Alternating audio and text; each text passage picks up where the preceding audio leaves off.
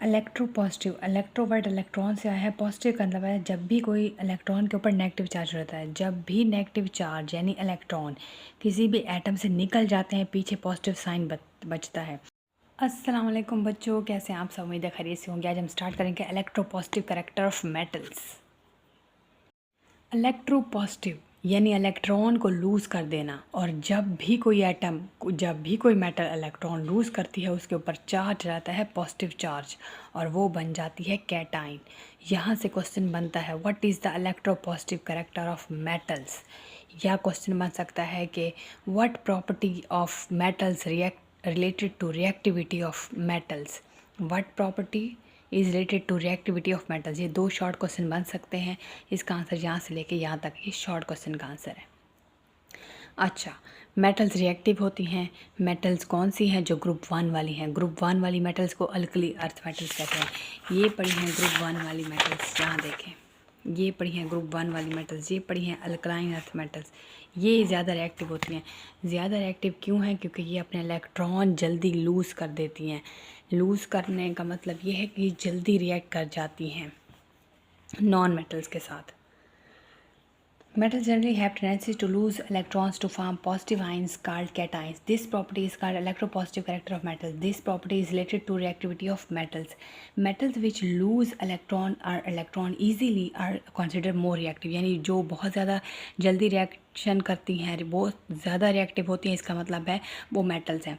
For example alkali metals अभी आपको दिखाई भी हैं, सोडियम पोटाशियम है, हाईली इलेक्ट्रोपॉजिटिव है, इलेक्ट्रॉन लूज़ करती हैं, पॉजिटिव चार्ज आयन बनता है, ये रिएक्टिव हैं, जल्दी इलेक्ट्रॉन लूज़ करती हैं, हाईली इलेक्ट्रोपॉजिटिव। उसके बाद है एंड दस अंडरगो रिएक्शन वेरी इजीली, और जल्दी, बहुत ज़्यादा जल्दी रिएक्शंस करती हैं। Sodium and potassium react vigorously, बहुत तेज़ी से। यहाँ से क्वेश्चन आ सकता है कि why sodium and potassium vigorously react, तो आप कहेंगे कि ये इलेक्ट्रोपॉजिटिव हैं, these are most electropositive, these are more reactive, तो इसलिए ये विगरसली रिएक्ट करती हैं पानी के साथ और हेलोजेंस के साथ। हेलोजेंस कौन से हैं? हेलोजेंस ये पड़े हैं फ्लोरीन, क्लोरीन, ब्रोमीन, आयोडीन, एस्टेटिन, ये सारे हैं हेलोजेंस। और ये पड़ी हैं अल्कली मेटल्स, ये सारी ग्रुप 1 वाली। ये आप देख लीजिएगा, आगे पड़ा है नेक्स्ट, आगे बल्कि इसी पे आगे ही पड़ा है नेक्स्ट चैप्टर में, चैप्टर नहीं, नेक्स्ट 1-2 पेजेस के बाद। उसके बाद है halogens to give their respective hydroxide and halide sign. जो सोडियम है और पोटाशियम है ग्रुप 1 वाली, जब ये हेलोजेंस के साथ रिएक्शन करेंगे तो हैलाइड्स बनाएंगे, और जब ये वाटर के साथ रिएक्शन करेंगे तो हाइड्रोक्साइड्स बनाएंगी। They also react with acid, और ये एसिड के साथ भी रिएक्शन करती है। एसिड के साथ रिएक्शन करेंगे तो क्या देंगी? सोल्ट्स देंगी, और हाइड्रोजन जो है वो रिलीज़ हो जाएगी। ये जो प्रोसेस है ये न्यूट्रलाइजेशन वाला है, आपने 8th क्लास में पढ़ा होगा।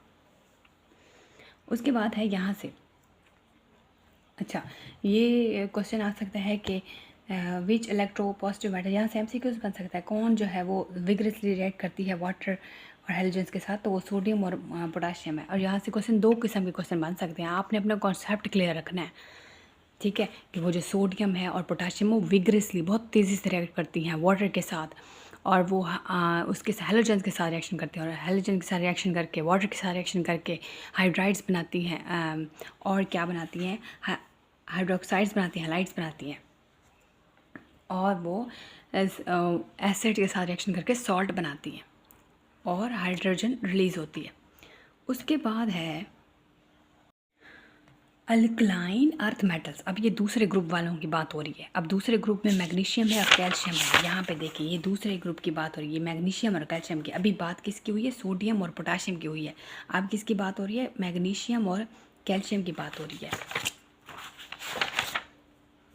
Magnesium, calcium on other hand lose their outer electron less easily, मतलब ये इलेक्ट्रॉन लूज तो करती हैं लेकिन बहुत ही कम, यानी लेस रिएक्टिव है। तो हाई रिएक्टिव कौन है? हाई रिएक्टिव वो सोडियम है, पोटाशियम है, यानी पहले ग्रुप वाली अल्कली। और जो, अच्छा, पहले ग्रुप वालों को अल्कली अर्थ मेटल्स कहते हैं। ये अल्कली क्यों कहते हैं? अल्कली इसलिए कहते हैं कि ये पानी के साथ रिएक्शन करके बेस बनाती हैं, अल्कली बनाती हैं, हाइड्रोक्साइड बनाती हैं। सोडियम पहले ग्रुप की मेटल है, और रिएक्शन करके क्या बनाएगी? सोडियम हाइड्रोक्साइड बनाएगी। अच्छा, तो पानी के साथ रिएक्शन करके ना, ये जो पहले ग्रुप वाली मेटल्स है, फॉर एग्जांपल सोडियम है, तो ये पानी के साथ, वाटर के साथ रिएक्शन करके ये सोडियम हाइड्रोक्साइड बनाती है, इसलिए ये अल्कली है, ठीक है। तो पहले ग्रुप वालों को हम अल्कली कहते हैं, तो अल्कलाइन अर्थ मेटल्स दूसरों को कहते हैं, दूसरे ग्रुप वाले को कहते हैं जो इसके साथ है। लूज देयर, अब ये लेस इलेक्ट्रोपॉजिटिव हैं, लेस इलेक्ट्रॉन लूज़ करती हैं, लेस रिएक्टिव हैं देन अल्कली मेटल्स। क्यों? क्योंकि इनके आखिरी शेल में होते हैं 2 इलेक्ट्रॉन। पहले को तो निकालना आसान है, दूसरे को निकालना बहुत मुश्किल है। और जो अल्कली मेटल्स हैं उनके तो आखिरी शेल में ऑलरेडी एक ही इलेक्ट्रॉन पड़ा है, तो वो तो जल्दी लूज़ कर जाएंगे, इसलिए हाईली रिएक्टिव है। और ये जो है लेस विग्रस रिएक्शन करती हैं वाटर और हाइड्रोजन के साथ। Aluminium is very highly electropositive metal, it is readily react with mineral acid to form salt and hydrogen. Aluminium का है, आपने लिखना है कि कौन से पूछ सकते हैं कौन सी ऐसी मेटल है जो हाईली इलेक्ट्रोपॉजिटिव है। आपको पता है सोडियम है, आपको पता है कैल्शियम है, आपको पता है मैग्नीशियम है, आपको पता है कि सोडियम है, पोटाशियम है। हाईली इलेक्ट्रोपॉजिटिव है सोडियम और पोटाशियम, लेस इलेक्ट्रोपॉजिटिव है alkaline earth metal second group वाले। तो जो उसके बाद हाईली इलेक्ट्रोपॉजिटिव होगी सोडियम और पोटाशियम के बाद वो कौन होगी? वो एल्यूमिनियम होगी। तो यहाँ पे एल्यूमिनियम के बारे में पूछ सकते हैं। और ये रेड रिएक्शन करती है मिनरल एसिड के साथ। मिनरल एसिड कौन से होते हैं? मिनरल एसिड जैसे नाइट्रिक एसिड HNO3 है, ठीक है। मिनरल से जो ऑब्टेन करते हैं, नेचुरल नहीं होते, जो मिनरल से ऑब्टेन करते हैं। मिनरल कौन से? नाइट्रोजन है, ठीक है। ये जब वाटर के साथ रिएक्शन करती है तो नाइट्रिक एसिड प्रोड्यूस होता है। H2SO4 है, वो भी मिनरल एसिड है। HNO3 है, वो भी मिनरल एसिड है। तो इनके साथ रिएक्शन करके तेज़ी से रिएक्शन करके सॉल्ट और हाइड्रोजन बनाती है। नेक्स्ट क्वेश्चन है what is electronegative character of non metals. अब इलेक्ट्रोनेगेटिव, अच्छा मेटल थे इलेक्ट्रोपॉजिटिव, नॉन मेटल है इलेक्ट्रोनेगेटिव।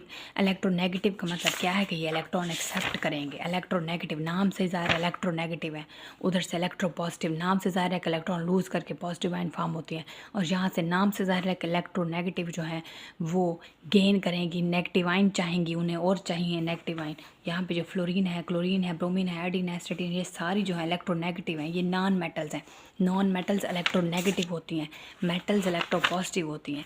मेटल्स अपने इलेक्ट्रॉन लूज़ कर देती हैं जल्दी और इलेक्ट्रोपॉजिटिव आयन कैटाइंस फॉर्म करती हैं, लेकिन जो नॉन मेटल्स होती हैं वो इलेक्ट्रॉन एक्सेप्ट करती हैं मेटल से, इलेक्ट्रोनेगेटिव होती हैं और एनाइन फॉर्म करती हैं, नेगेटिव चार्ज उनके ऊपर आता है। नॉन मेटल्स हैव एफिनिटी, बड़ी एफिनिटी है, अट्रैक्शन है इनकी इलेक्ट्रॉन के साथ। They tend to gain electron become negative charge ion called anions. Question आ सकता है व्हाट इज़ एनाइन, तो यहाँ से लेके यहाँ तक है, या what is electronegative character of non metals, तो आपने यहाँ से लेके यहाँ तक लिख लेना है। They are therefore named as electronegative element. Fluorine is the most, ये MCQs आपको आ सकता है। कौन जो है इलेक्ट्रोनेगेटिव तो लिख दिया कि ये इलेक्ट्रॉन लेती है, लेकिन कौन ज़्यादा इलेक्ट्रोनेगेटिव है, कौन ज़्यादा इलेक्ट्रॉन की खींचने की ताकत रखता है, तो वो फ्लोरीन है। अच्छा, फिर उसके बाद पीरियोडिक टेबल में कौन सा है? ये देखिए फ्लोरीन है ज़्यादा इलेक्ट्रोनेगेटिव, ये इलेक्ट्रॉन खींचता है। अच्छा, उसके बाद कौन सा है? उसके बाद ऑक्सीजन है, उसके बाद कौन सा है? नाइट्रोजन है, फिर कौन सा है? क्लोरीन है। फ्लोरीन, ऑक्सीजन, नाइट्रोजन, क्लोरीन, ये तीनों है। पहले नंबर पे फर्स्ट पोजीशन किसकी है? फ्लोरीन की है, हाईली इलेक्ट्रोनेगेटिव, जल्दी से इलेक्ट्रॉन एक्सेप्ट करेगा। ऑक्सीजन सेकंड नंबर पे, ये थर्ड पे, ये फोर्थ पे। Non metals readily react with metals, ये नॉन मेटल अभी मैंने आपको बताया था कि वो मेटल के साथ रिएक्शन कर देते हैं, फॉर्म आयनिक बॉन्ड्स, तो आयनिक बॉन्ड बनाती है। कैसे? अभी पीछे हमने सोडियम क्लोराइड पढ़ा है, सोडियम मेटल थी पहले ग्रुप की, और क्लोरीन नॉन मेटल थी, यही ये वाली थी, ठीक है। यहाँ बता भी देती हूँ, ये सोडियम है पहले ग्रुप की और ये क्लोरीन है। जब ये दोनों रिएक्शन करते थे तो आयनिक बॉन्ड बनता था। सोडियम ने अपना इलेक्ट्रॉन लूज़ कर दिया था, क्लोरीन ने वो एक्सेप्ट कर दिया था। क्लोरीन नॉन मेटल थी, सोडियम मेटल थी, ठीक है। तो ये मेटल से के साथ रिएक्शन करके आयनिक बॉन्ड बनाती हैं। Non metals combine with other non metal, अब ज़रूरी नहीं है कि ये सिर्फ मेटल के साथ ही कंबाइन हो, ये नॉन मेटल के साथ भी कंबाइन हो सकती हैं, और ये मालिकुलर सब्सटेंसेस फिर बन जाती हैं, उनके साथ फॉर्म करती हैं। अच्छा, नेक्स्ट है हमें कंपेयर करना है properties of ionic and covalent compound की प्रॉपर्टीज़ कैसी होती हैं, उनको कंपेयर करना है। ये लॉन्ग क्वेश्चन आ सकता है। Ionic compounds are oppositely charge ions are properly arrange to give crystalline structure. आपने इधर हेडिंग देनी है क्रिस्टलाइन स्ट्रक्चर की, ठीक है। क्रिस्टलाइन स्ट्रक्चर की कर लो या आप कर लो कि चार्ज अपोजिटली चार्ज आयन की कर लो, आपकी मर्ज़ी। क्रिस्टलाइन स्ट्रक्चर कर दो। As a whole compound is neutral these, क्योंकि ये oppositely charge ionic compound positive negative से बनते हैं, आयन से बनते हैं, तो इनका वैसे देखा जाए तो क्रिस्टलाइन स्ट्रक्चर है। 3 डायमेंशनल क्रिस्टलाइन सेल की एग्जांपल दी। There exist strong electrostatic force between ions, इनके स्ट्रॉन्ग इलेक्ट्रोस्टैटिक फोर्स होती है इनके आयंस के दरमियान। फर्स्ट देख, उसके बाद कोवेलेंट कंपाउंड कैसे होते हैं, ये डिस्क्रीट, ये बिखरे हुए होते हैं, न्यूट्रल मॉलिक्यूल्स होते हैं। ये स्ट्रॉन्ग इलेक्ट्रोस्टैटिक फोर्स इनकी भी होती है इनके न्यूक्लियाई के दरमियान, इनके दो आयंस के दरमियान होती है ना, इनकी न्यूक्लियाई के दरमियान होती है। एंड शेयर्ड इलेक्ट्रॉन्स, वो जो इलेक्ट्रॉन शेयर किए पड़े होते हैं उनके दरमियान होती है। Ionic compounds are usually solids, आपने यहाँ हेडिंग देनी है सॉलिड्स की, और इनके मेल्टिंग और बॉइलिंग पॉइंट बहुत ज़्यादा हाई होते हैं। सोडियम क्लोराइड का जो मेल्टिंग पॉइंट है वो 801 है। ये एमसीक्यूज आ सकता है, ये शॉर्ट क्वेश्चन आ सकता है कि सोडियम क्लोराइड का मेल्टिंग पॉइंट क्या है, तो वो 801 है, 804 नहीं है, 801 है, ठीक है। Because it's difficult to break the strong electrostatic force of attraction between the positive charge ion, जो electrostatic force of attraction positive और नेगेटिव आयंस के दरमियान होते हैं उसको तोड़ना बहुत मुश्किल होता है, तो इसलिए इसका बॉइलिंग पॉइंट जो है वो क्या है, 801 है।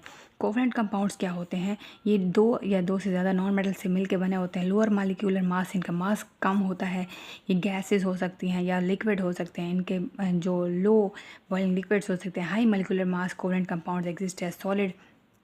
अब इसमें हाई मालिक्यूलर वाली भी हैं और लो मालिक्यूलर वाली भी हैं। जिनका ज़्यादा वेट होता है वो सॉलिड फॉर्म में एग्जिस्ट करती हैं, और आयनिक तो है ही ना सारी सॉलिड्स, ये तो सॉलिड्स हैं, लेकिन ये सॉलिड्स नहीं हैं। इसमें कुछ जो है वो लो मालिक्यूलर मास वाले होते हैं और कुछ हाई वाले होते हैं। हाई वालों में सॉलिड्स हैं, लो वाली में गैसेस और लिक्विड्स हैं। Exist generally they have lower melting and, और इनके बॉइलिंग पॉइंट लो होंगे और मेल्टिंग भी लो होंगे, इधर हाई थे। Ionic compounds are generally soluble, यहाँ पे आपने हेडिंग देनी है सॉल्युबिलिटी के। ये सॉल्युबल है पोलर साइड में। पोलर का मतलब क्या होता है कि ये पोलर का आपने पीछे पढ़ा होगा कि लाइक डिजॉल्व, लाइक अपने जैसों को ही डिजॉल्व करते हैं, ठीक है। तो पोलर मालिक्यूल क्या होते हैं, अब जो आयनिक कंपाउंड को अपने अंदर सॉल्व कर लें। नमक पोलर मालिक्यूल है, पॉजिटिव नेगेटिव है। वाटर को देखा जाए तो वाटर यूनिवर्सल सॉल्वेंट है, इसके अंदर भी पॉजिटिव नेगेटिव हैं, ठीक है। वो ऑक्सीजन के ऊपर नेगेटिव चार्ज है, हाइड्रोजन, दोनों हाइड्रोजन के ऊपर पॉजिटिव चार्ज है, ठीक है। तो ये पोलर मालिक्यूल्स में सॉल्युबल है, लेकिन ये इनसॉल्युबल है वाटर में। तो ये फिर किस में सॉल्युबल, ये नॉन पोलर सॉल्वेंट में सॉल्युबल है। 4 पॉइंट है, they are usually good conductor of electricity in molten state. Molten state मतलब मेल्टेड स्टेट, पिघली हुई हालत में या सोल्यूशन फॉर्म में इलेक्ट्रिसिटी पास होती है, तो ये गुड कंडक्टर है। देयर कंडक्टेंस, और इसकी कंडक्टेंस क्यों है, आयंस की वजह से। जहाँ पे आयंस होंगे वहाँ कंडक्टेंस होंगी। उसके बाद है कि यहाँ पे 4 पॉइंट है, यहाँ पे they are usually bad conductor of electricity, ये बैड कंडक्टर है। अच्छा, कोई बात समझ रहा है ज़रूर पूछिएगा। मिलते हैं नेक्स्ट लेक्चर पर, अपना ख्याल रखिएगा। थैंक यू सो मच, अल्लाह हाफिज़। इजी कैम ऑफिशियल के इस इजी कैम ऑफिशियल के पेज के ऊपर हर चैप्टर के नोट्स अवेलेबल होंगे बहुत जल्द, और अभी तक पहले चैप्टर के अवेलेबल हैं, आप वहाँ से देख लीजिएगा। और वीडियो के एंड पे भी अवेलेबल होते हैं, आप वहाँ से भी एक बार देख सकते हैं, वीडियो को पॉज करके देख सकते हैं। पूरी वीडियो देखा करें, क्योंकि जब तक पूरी वीडियो नहीं देखेंगे तब तक कॉन्सेप्ट आपका क्लियर नहीं होगा।